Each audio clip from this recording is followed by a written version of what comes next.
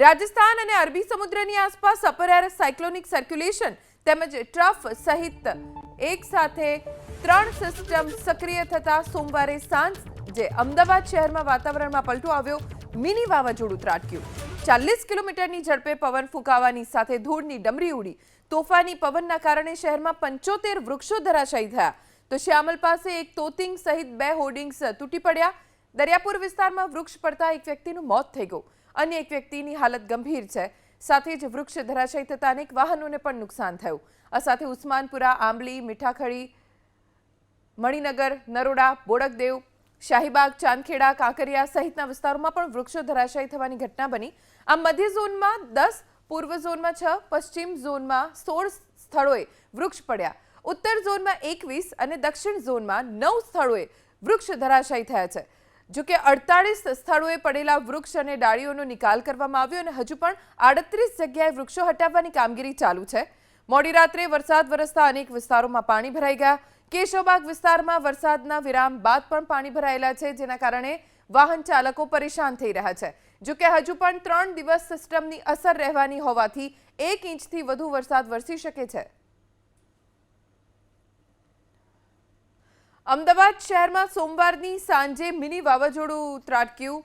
Sandstorm આવ્યો હોય તેવી સ્થિતિ સર્જાઈ અને બાદમાં વરસાદ પડ્યો. સાંજના સમયે તો કેટલાક વિસ્તારોમાં કરા સાથે વરસાદ પડ્યો.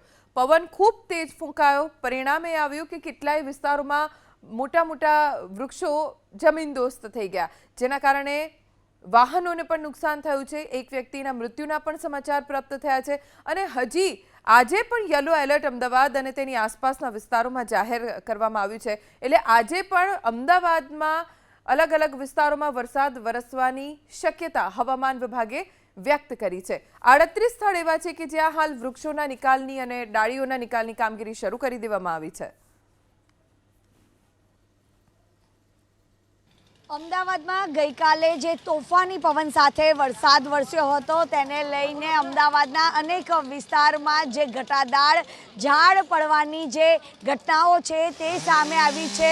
અત્યારે અમે લોકો આવી ગયા છે અમદાવાદના જે સિવિલ હોસ્પિટલની બાજુમાં આવેલા કસાપુરા ભીલવાસમાં અને આપ જોઈ રહ્યા છો કે આ એક ઘટાદાર જે વૃક્ષ છે તે ધરાશાયી થયું છે અને અહીંયા આગળ મકાન ઉપર પડ્યું છે. જોકે ગઈકાલે ભારે પવન ફૂંકાયા હતા, 40 કિલોમીટર પ્રતિ કલાકે પવન ફૂંકાયા હતા, ત્યારે નાના મોટા અનેક વૃક્ષો છે તે ધરાશાયી થયા હતા અને ત્યારબાદ અહીંયા આગળ આપ જોઈ રહ્યા છો કે જે ઘટાદાર વૃક્ષને હટાવવાની જે કામગીરી છે તે ફાયરના ટીમ દ્વારા કરવામાં આવી રહી છે.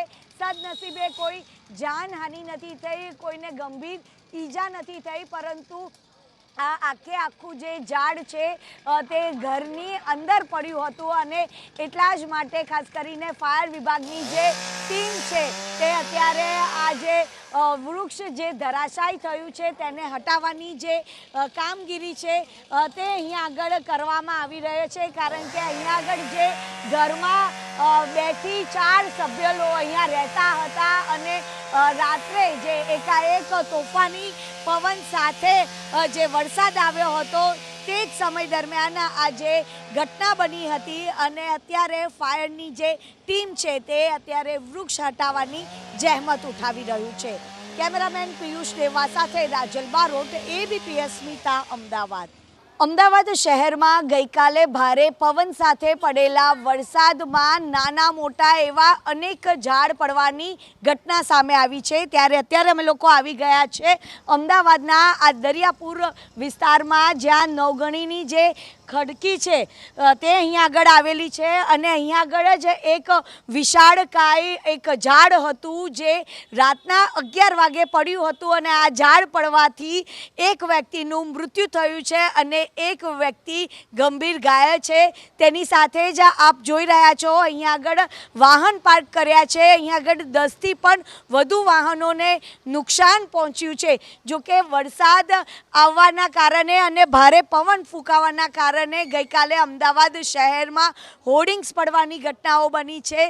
સાથે સાથે નાના મોટા જે મહાકાય ઝાડ પડવાની ઘટના બની છે અને આ ઘટનામાં એક વ્યક્તિનું મૃત્યુ થયું છે. ભાઈ, કેટલા વાગ્યાની આ ઘટના છે? 10:30 વાગ્યાની. એક્ઝેક્ટ 10:30 વાગે આ બનાવ બન્યો છે. ફૂલ વાવાઝોડું સાથે વાવાઝોડો વરસાદ હતો અને એ બહારથી આવેલા હતા અને ઝાડ એકદમ જ અહીં તૂટી પડ્યું. એ અહીં પુલના નાકે ઊભા હતા અને એકદમ ઝાડ પડ્યું એમની પર. એમાંથી એમના પપ્પાને અને બાબાને બંનેને વાગ્યું અને એમના પપ્પાનું મૃત્યુ થયું છે. તો આ વિશાળકાય ઝાડ હતું તો પહેલા કંઈ હટાવવાની કોઈ માંગ કરવામાં આવી હોય કે આને જે પહેલાં હટાવી હતું, પહેલાં વિચાર હતું, પહેલાં હટાવી હતું થોડું ઘણું મ્યુનિસિપાલિટી હતું, પણ હવે પાછું ફેરથી આ વરસાદ પડે એના કારણે વધારે એને નુકસાન થયું. વાવાઝોડા સાથે જે વરસાદ પડ્યો એમાં નુકસાન એને વધારે થયું તો ઝાડ પડી ગયું. આ 10 થી 10:30 બનાવ બન્યો. એમની બેબીને ઉતારીને કંઈ લેવા ગયા અને અહીંયા ઊભા રહ્યા હતા અને તરત જ એ ફેરી ઝાડ પડ્યું.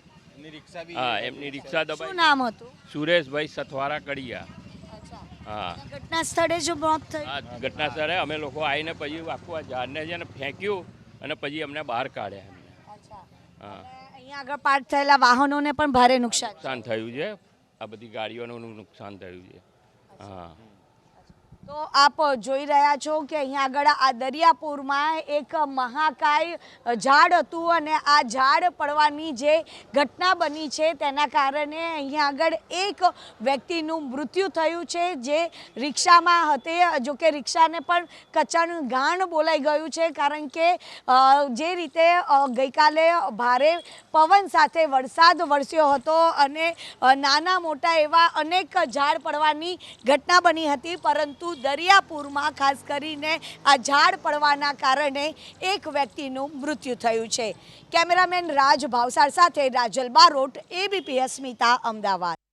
અમદાવાદમાં ગઈકાલે તોફાની પવન સાથે પડેલા વરસાદને લઈને જે હોર્ડિંગ્સ છે તે ધરાશાયી થયા છે.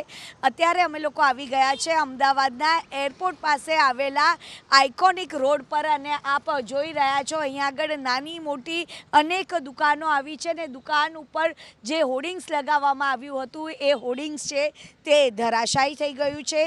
જોકે સાંજે 40 કિલોમીટર પ્રતિ કલાકે પવન ફૂંકાયા હતા અને તેને જ લઈને અમદાવાદના અનેક વિસ્તારમાં હોર્ડિંગ્સ પડવાની ઘટનાઓ બની હતી અને સાથે જ ઝાડ પડવાની જે ઘટનાઓ હતી તે પણ સામે આવી છે. જેમાં અહીંયા આગળ આપ જોઈ રહ્યા છો કે અહીંયા આગળ 2 જેટલા હોર્ડિંગ્સ છે તે અહીંયા આગળ પડી ગયા છે. જોકે તેને હટાવવાની હજુ સુધી કામગીરી નથી કરવામાં આવી. રાજસ્થાન અને અરબી સમુદ્રમાં જે upper air cyclonic circulation system તેમજ એક ટ્રફ પસાર થતો હતો એટલે કે મૂળ 3 જેટલી સિસ્ટમ સક્રિય થઈ હતી. તેને લઈને રાજ્યમાં જે માવઠાની પરિસ્થિતિ સર્જાઈ હતી અને ગઈકાલે અમદાવાદમાં તોફાની પવન સાથે વરસાદ આવ્યો હતો. તેને લઈને હોર્ડિંગ્સ તો ધરાશાયી થયા છે, સાથે જ 75થી પણ વધુ જેટલા ઝાડ છે તે પણ ધરાશાયી થયા છે.